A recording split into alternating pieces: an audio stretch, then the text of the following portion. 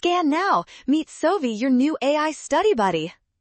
Momentum conservation problems can be tricky, but we can solve this quickly by looking at the total system momentum before and after the carts collide. To check if momentum is constant, we must calculate the total initial momentum. We need the mass of each cart and their individual velocities right before they hit each other.